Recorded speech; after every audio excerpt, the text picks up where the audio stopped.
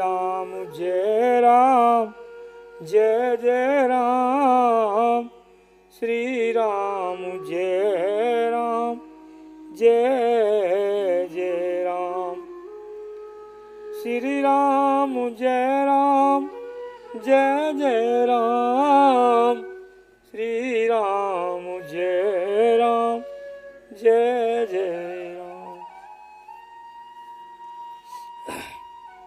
आइए हमारे सत्संग समाजी, हमारे सत्संग प्रेमियों, आज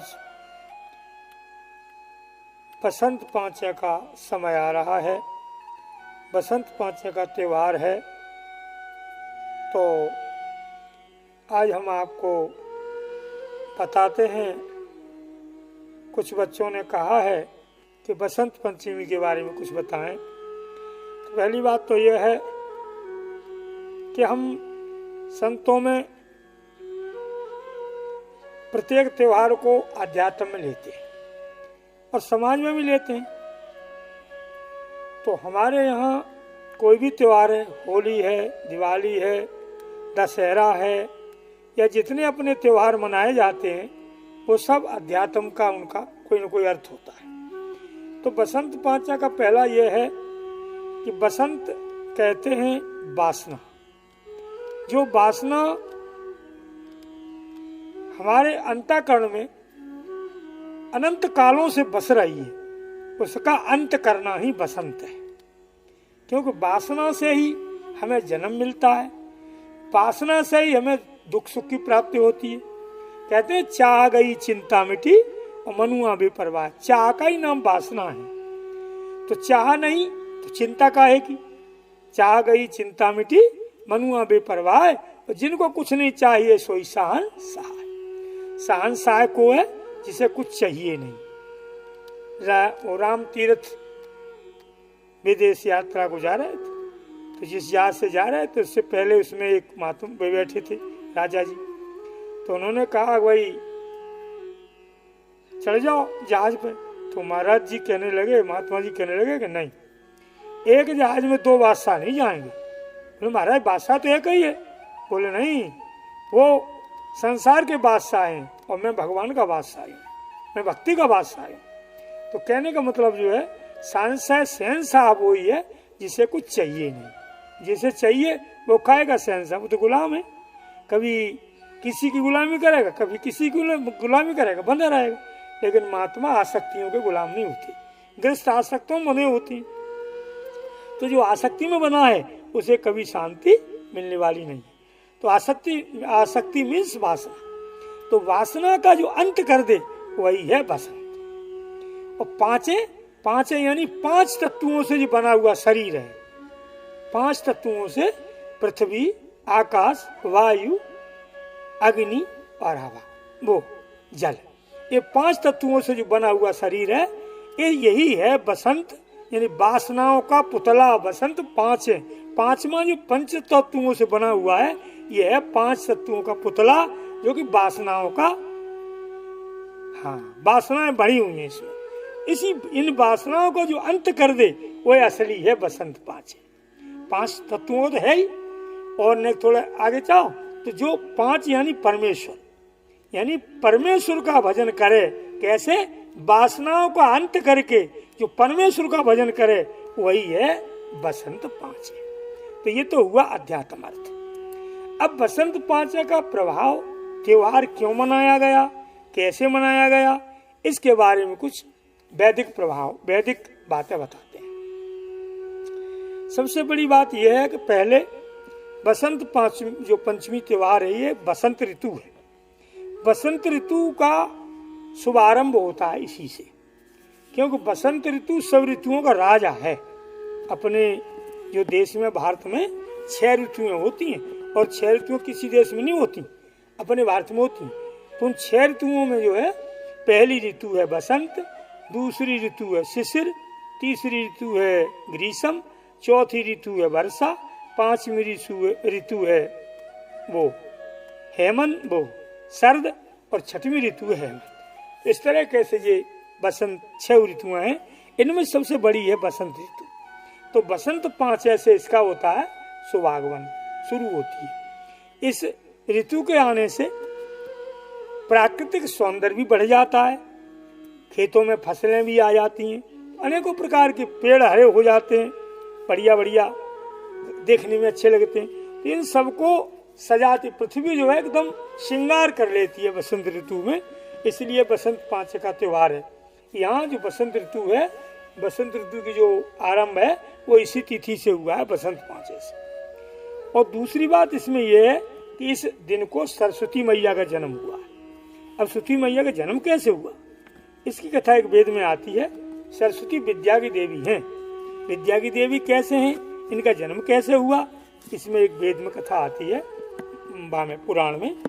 एक बार ब्रह्मा जी ने सृष्टि की जो रचना करी, रचना तो कर दी उन्होंने, मनुष्य तो बनाए थे खूब, लेकिन सृष्टि तो बनाई दी मनुष्य की, पर वे बोले चाले कुछ नहीं, ऐसे पत्थर के ऐसे मटीरा रखे, बोले चाले कुछ नहीं। अब क्या करें, ब्रह्मा जी सोचने लगे बड़े मेहनत से तो ये शरीर बनाया गया, क्योंकि ये मनुष्य का शरीर बनाने के बाद फिर ब्रह्मा जी ने कोई दूसरी रचना नहीं करी, बस अब पहले ही आने को रचना करी है, बागवान मनुष्य के शरीर के बाद फिर उन्होंने कोई रचना नहीं करी, क्योंकि सबसे उत्तम सबसे श्रेष्ठ मनुष्य का शरीर है।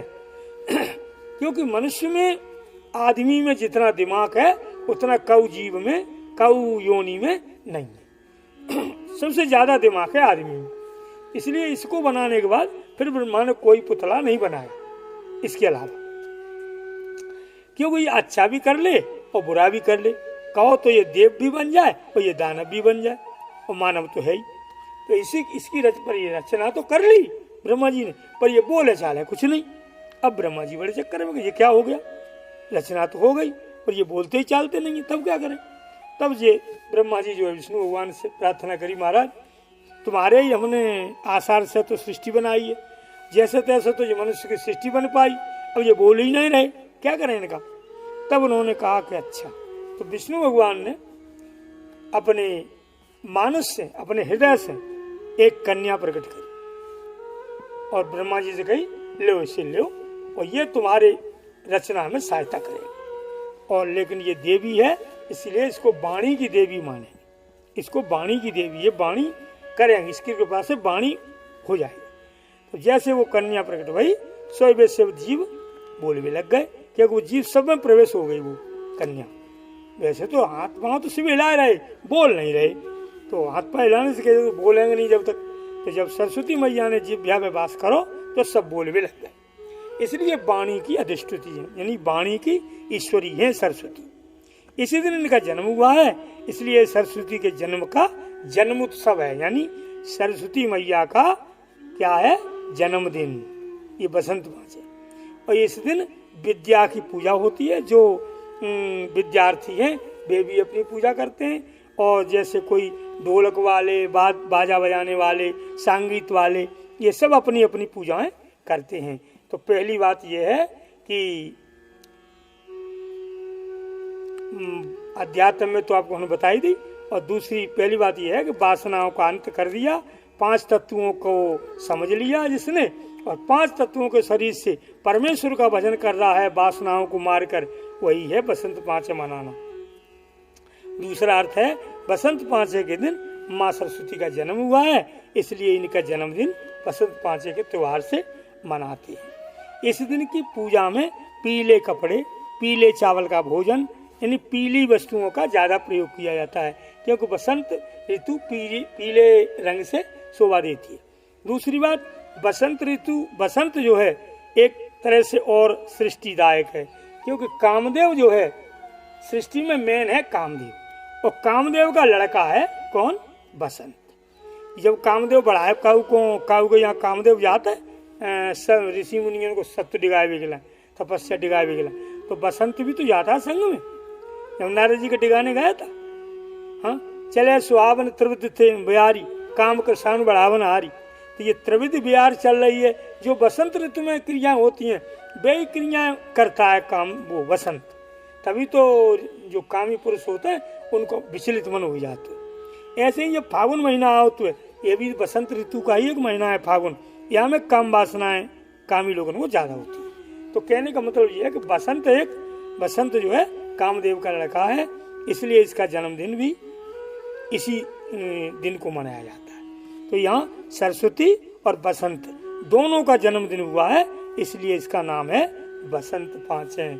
कामदेव का लड़का है और जिनकी कामधेनु की जो पति रतिनी है, रति है, ये इसका नाम है रति और इसके बेटे का नाम है बसंत। और कामदेव तो है ही, जब ये किसी का सत्य डिगाने जाते हैं, तपस्या डिगाने जाते हैं, तपस्या नष्ट करने जाते हैं, तो ये तीनों जाते हैं, काम, रति और बसंत। इसी प्रकार से जिनका जो है ये काम है। तो ये बसंत पांचवें के दिन इनका जन्म हुआ है, किनका? सरस्वती का और बसंत का। ये बसंत कोई काल्पनिक नहीं है, बसंत कामदेव का बेटा है, इसलिए इसका जन्मदिन हुआ है। ये तो उसी के नाम से हो गई है बसंत पांचें। इसलिए जितना मेरे को मिला उतना मैंने आपको बसंत के पांचें के बारे में बताया। आगे एक से एक गुणी है, एक से एक विद्वान है, उनसे सुन लेना। ये जरूरी नहीं है कि हमारी बात मानो, उनकी सुनो सबकी, लेकिन जो तुम्हें अच्छा लगे। रामायण में कहिए, एक बार रघुनाथ बुलाए सब गुरुद्वाज पुरवासी सब आए, तब उनने कहिए कि भैया सुनो सब, मानना तुम्हारी इच्छा है तो भाई सुनो और जाको मन होते मानो। जरूरी नहीं कि तुम्हारी बात मानो ही, जो हमें मिली वो हमने आपको बताई, और हमसे भी अच्छी जो कोई मिले वो भी सुनो और समझो। जैसे हमने समझी वैसे आपको बताई। श्री सद्गुरुदेव भगवान की जय।